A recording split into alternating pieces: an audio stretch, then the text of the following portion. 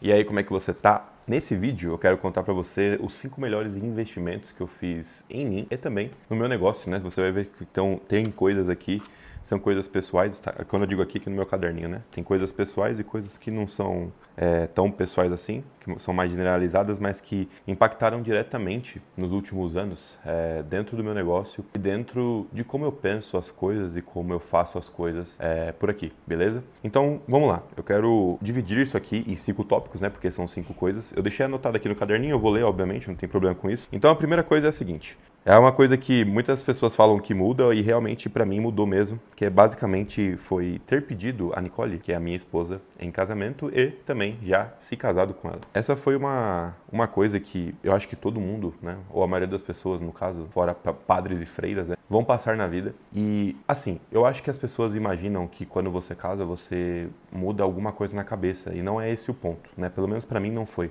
O que muda, na verdade, é mais o como você encara as coisas, né? Pra mim, pelo menos, foi isso. O jeito como eu encaro e como eu penso as coisas a partir do momento que eu me compromissei com a Nicole é totalmente diferente da forma como eu era solteiro. Porque assim, quando você tá casando, quando você começa esse processo, por exemplo, no final do ano, agora em dezembro, né? Esse vídeo aqui tá saindo em setembro, a gente vai casar no religioso, a gente casou no cartório, né? No civil, no caso, e a gente vai casar no religioso. E pra quem já casou no religioso, sabe que tem um alto custo. Então esse é o primeiro grande custo de vida que eu e a Nicole temos, né? Assim, um grande custo mesmo, porque é uma coisa fora do comum e que basicamente a gente tem que pagar. A gente se responsabilizou ali com pessoas, com fornecedores, etc. E esse aqui é só um detalhe, né?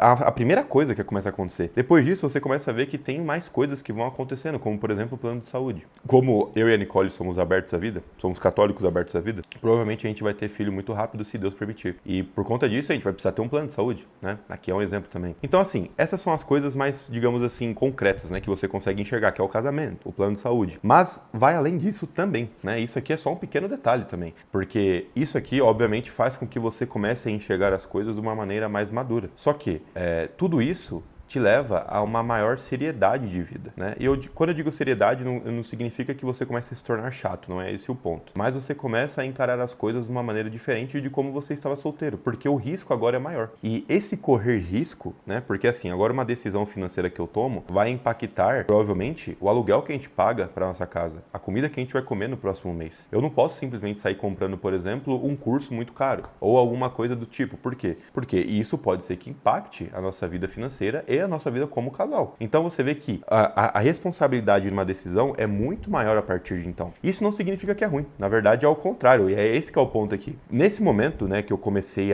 esse processo, eu pedi ela em casamento, a gente foi nesse processo, eu vi que eu amadureci de forma geral no sentido de tomar decisões e de arcar com essas decisões. Isso é uma coisa que hoje em dia eu vejo, né, eu olho pro mundo afora, eu vejo que é uma coisa que é totalmente banalizada, né? As pessoas não tomam mais decisões, né? Elas deixam de tomar decisões porque e se acontecer alguma coisa errado? E se não sei o quê? E se não sei o que lá? Mas beleza, a vida sempre foi nesse e se, né? A gente não tem controle sobre as coisas. E se você deixa de tomar decisões, de arcar com responsabilidades por conta de ter medo, porque é esse que é o pano de fundo da coisa. Você simplesmente está com medo de tomar uma decisão importante e esse medo ele começa a te corroer. Então a coisa é muito mais, digamos assim, empírica aqui. Por quê? Porque é muito sobre medo e sobre responsabilidade. Porque antes eu tinha muito medo de tomar decisões que hoje para mim são decisões pequenas comparadas às decisões que eu tomo atualmente, né? Essa foi a melhor decisão que eu tomei na minha vida, né? A primeira melhor decisão das 5 que eu vou te falar aqui, por conta disso. Porque já me mostrou que eu vou precisar ter mais coragem. Eu vou precisar sair mais de mim e estar disposto a isso. E isso, querendo ou não, muda você como pessoa, né? E, obviamente, que esse modo de pensar é aplicado em todos os âmbitos da sua vida, não só no casamento. Vai ser aplicado também na sua empresa, vai ser aplicado o como você lida com as outras pessoas, com os amigos, com o seu círculo social, né? E você começa a ficar mais maduro, né? O ponto aqui é esse. Então, esse é o primeiro ponto. O segundo ponto eu comecei a levar mais a sério a minha vida de estudos, né? Isso aqui pode parecer, é algo que eu falo direto, mas pode parecer uma coisa muito fútil. Só que da mesma forma, né, que o casamento me deu uma perspectiva sobre medo e sobre tomar decisões, a vida de estudos, né, você estudar de forma séria e ter uma rotina com isso, fez com que eu me tornasse mais munido de informações mesmo para agir na vida, né? Não só na minha vida com a Nicole, né? que é o meu casamento, mas na vida com as pessoas em geral. Para mim, tomar até melhores decisões. Olha como que os pontos, querendo ou não, se ligam, né? Então, e a partir disso, né, então eu comecei a ter mais munição para agir de forma mais certa, se assim eu posso dizer, no mundo. Porque a partir dos estudos eu vou me desenvolvendo, vou fazendo ligações com coisas que não tinham correlação antes, porque, por exemplo, eu leio, sei lá, um livro aqui do Tolstói e automaticamente leio um livro profissional, vejo um vídeo aqui no YouTube de algo profissional. Querendo ou não, essas coisas elas vão se correlacionando de alguma forma na minha vida, né? E isso vai me dando uma nova perspectiva, uma perspectiva diferente da manada, né? A manada, o que significa manada aqui, né? Eu usei esse termo porque é o que a maioria conhece, mas é da maioria das pessoas. Porque se você reparar bem, as pessoas elas têm até os mesmos ditados, as mesmas formas de falar, os mesmos modos operantes perante certas coisas na vida. E muitas vezes, na maioria das vezes, na verdade, esses modos de agir, pensar e fazer as coisas estão errados, estão incoerentes, não é o que você deveria fazer, ou até mesmo não é o que você gostaria de fazer no fundo. E o ato de estudar te dá munição de pessoas que são pessoas boas, pessoas que tiveram um certo repertório na vida e podem te passar esse conhecimento para você agora ter essa bagagem na sua própria vida e poder tomar boas decisões. Então, começar a estudar é algo muito simples, né? Porque começar a estudar, o que é isso? É você ter uma rotina de estudos mesmo, você pegar, ler um livro, né? Você começar a ter novos conhecimentos. É uma coisa muito simples, mas que mudou totalmente a minha vida nos últimos anos, porque foi a partir e somente dos estudos que eu comecei a ficar mais inteligente mesmo. Comecei a entender melhor as coisas, eu comecei a me compreender melhor, né? E aqui eu abro um pequeno parênteses aqui. Eu comecei a ler mais livros no âmbito religioso e espiritual, né? Como eu disse, eu sou católico, então eu comecei a ler Vida de Santos, comecei a ler sobre virtudes, comecei a entender mais como que a igreja ensina nós, né, pessoas, a sociedade, a agir, né, perante a razão, moral, essas coisas que são importantes para qualquer tipo de ser humano, qualquer área que esteja, né? Então isso, né, foi algo que me deixou muito munido, né? Me deu munição para mim agir melhor na vida, né? Então, esse aqui é o segundo ponto. O terceiro ponto é basicamente o seguinte: comecei a não confiar mais nas minhas forças, mas na graça de Deus e na ação dele. Também vai ser um ponto mais puxado ao espiritual, mas que mudou. E isso aqui acho que é um dos principais pontos, né? Os 5 são, né? Mas esse aqui mudou totalmente mesmo a forma como eu enxergo as coisas. Eu vim, né, de um lugar, né, de uma forma de pensar, onde as pessoas, eu acredito que a maioria das pessoas estão nessa situação, onde o círculo social é um círculo social muito cético, muito preso às coisas terrenas, às coisas do mundo. Então, assim, o se eu estou feliz ou se eu estou triste vai ser medido pelo quanto de dinheiro eu tenho, pela minha capacidade no trabalho, e não por coisas que realmente importam. Porque, assim, o que eu quero dizer com isso? Quando você para pensar nesse exemplo que eu te dei de você está com dinheiro ou está sem dinheiro. E isso te afeta emocionalmente e te afeta até mesmo a forma como você lida com as pessoas, com a sua fé, com as coisas em volta. Significa que você está muito perto de um animal, né? Então significa que se você não tem um papel, se você não tem dinheiro, você meio que pode, entre aspas, agir como uma pessoa triste, uma pessoa que não tem mais perspectiva, que tudo está acabado. Né? É muito estranho. A mesma coisa acontece com doenças, né? Com coisas mais pontuais na vida. Quando eu falo confiar mais na ação de Deus, é fugir desse ceticismo. É confiar, por exemplo, assim, vou dar um exemplo, puxando o primeiro ponto aqui, eu preciso pagar o meu casamento. Até agora, eu não tenho o dinheiro total do casamento. Eu não tenho. Mas eu confio que Deus vai me ajudar a ter esse dinheiro. Eu não sei como, mas eu confio que ele vai me ajudar. Em outro momento, eu confiaria totalmente nas minhas forças. Então eu começaria a fazer cálculos, eu começaria a descer para um nível muito terreno da coisa. Tentar puxar muito para a razão e não para a graça de Deus. Porque assim, eu confio muito que a graça de Deus age sobre a nossa vida, né? Ela age a todo momento. E se você, né? E foi uma coisa que aconteceu comigo, eu era uma pessoa muito cética, puxada muito para a conta aqui, ó, tá dando 2 mais 2, não tem como dar fora do que 4, porque realmente não dá, né? Mas existe o fator Deus no meio, né? Um pequeno fator, né, que é o fator Deus. Existe a graça. E a partir do momento que eu comecei a me submeter mais a essa graça de Deus, o que aconteceu foi o seguinte: eu comecei a ver que eu em si não sou nada, né? Se eu confiar realmente nas minhas forças, eu tô perdido. Eu vou ficar nessa montanha-russa emocional para sempre.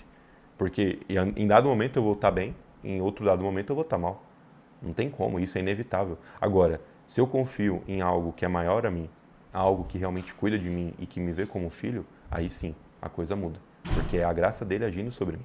Então esse aqui foi o terceiro ponto, beleza? O quarto ponto é basicamente o seguinte: eu comecei a me expor mais para as pessoas, né? Então, dessa forma aqui que você está me vendo aqui, que é basicamente gravando um vídeo para o YouTube, produzindo mais conteúdo, e não é nem esse o ponto, né?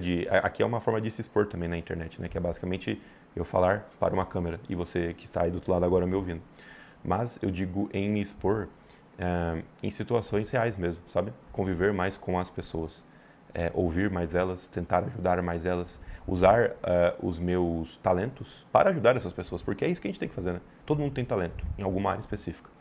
E eu sempre fui uma pessoa que sempre defendi o estar sozinho, não tenho amigos, não sei o quê, e achava isso bonito, né? Só que eu percebi que sozinho, sem ajudar o próximo, eu fugia basicamente do segundo mandamento de Deus, né? Que é amar o próximo como a mim mesmo.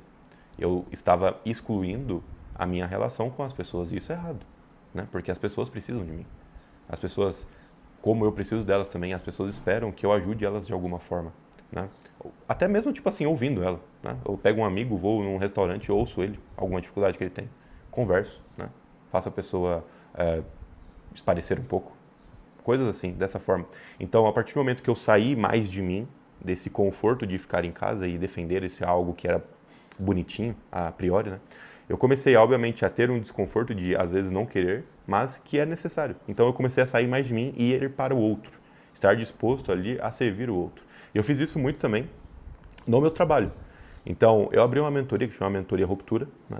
Inclusive, eu vou deixar o link aqui na descrição, caso você queira saber mais sobre ela, onde eu fiz algo que eu nunca tinha visto ninguém no mercado fazer. Eu abri a mentoria de 6 meses, cobrei um valor muito abaixo de que todas as pessoas cobram no mercado e entreguei muito. Então a gente tem 3 encontros semanais ao vivo comigo, fora grupo, fora entrega, fora todas as coisas que eu entrego lá dentro. Por quê? Porque o principal intuito aqui era eu estar presente para as pessoas, para ajudar as pessoas. Por mais que isso, como é o que acontece, fosse algo que não me fosse tão não me puxasse algum benefício, né? Porque eu parar 3 vezes na semana para entrar numa mentoria, eu teria que cobrar muito caro para isso. Só que, diferentemente, eu fiz algo totalmente contrário, porque eu quis me expor às pessoas dessa forma. E esse foi o principal intuito de eu dar essa entrega inteira na mentoria por um valor mais acessível, beleza? Então aqui é o quarto ponto, e agora indo para o último ponto, que é basicamente a criação de conteúdo, né? Criar conteúdo foi algo que realmente mudou minha vida, por quê? Porque o ato de criar conteúdo, né, o ato de eu sentar, pensar, expor as minhas ideias, escrever, né, falar com você aqui, é um ato que eu preciso rever várias coisas que eu já tenho dentro do meu consciente, ou do meu subconsciente também, pegar o meu conhecimento sobre alguma coisa e fazer um processo de meditação, de tentar montar isso e explicar isso para outras pessoas de uma forma que seja entendível. E esse processo, feito em repetidas vezes, fez com que a minha compreensão pessoal sobre as outras coisas fosse alargada de uma maneira incrível. Porque quando eu preciso explicar algo para alguém, seja para um consultorado, para um mentorando, para uma pessoa que está me vendo no meu vídeo no YouTube, eu preciso organizar essas ideias para essas pessoas. Eu basicamente me coloco em duas situações. Primeiro, você precisa estar consumindo constantemente conteúdo. Logo, e é até um dos pontos que eu coloquei aqui, eu vou ter mais informação. E segundo, que é o principal, né? Eu vou precisar condensar essas informações de uma maneira que seja lógica e entendível para as outras pessoas. E isso aqui pode parecer muito simples, mas esse ato aqui de criar conteúdo fez com que eu conseguisse organizar mais as informações para mim e para as outras pessoas, logo eu conseguir ficar mais inteligente. Eu conseguir reter mais informação. Normalmente, as pessoas quando vêm falar comigo, eu consigo dar mais direção para essas pessoas e até mesmo para mim. Eu consigo ter mais clareza das coisas. Por quê? Porque agora, por esse ato de organizar essas coisas que eu estou aprendendo e estou conversando com as pessoas, isso fez com que eu organizasse mais as coisas para mim mesmo, né? Então, o criar conteúdo, o ato de criar conteúdo, estar me expondo aqui, faz com que, inevitavelmente, eu tenha que me melhorar e melhorar a explicação das coisas que eu falo. E esse movimento faz com que você fique mais inteligente. Faz com que você compreenda melhor as coisas. Faz com que você tenha clareza sobre coisas que as pessoas normalmente não têm clareza. Porque você passou um tempo meditando sobre aquilo ali. se eu não tivesse produzindo conteúdo, né, nos últimos mais ou menos 6 anos aí, né, mas mais incisivamente nos últimos 2 anos, se eu não estivesse fazendo isso, muitas coisas que eu até estudo, né, nos livros, nos vídeos aqui, eu não teria retido, não teria tido essa compreensão, essa ligação com outras coisas da minha vida, se não fosse pela criação de conteúdo. Eu não conseguiria fazer isso, não seria possível. Então, basicamente são esses os 5 pontos que eu queria trazer para você que mudaram aqui os investimentos que eu fiz, que mudaram a minha vida nos últimos anos. Foram coisas bem pontuais e muitas coisas você vai poder fazer também, obviamente, acho que a maioria das coisas aqui. Só que, para mim, foram essas coisas que realmente mudaram, não em questão de status social, né, que muitas vezes é isso que a gente busca, mas em questão interna, principalmente interna, de amadurecimento. Então é isso, espero que você tenha curtido esse vídeo. Valeu, falou e fui.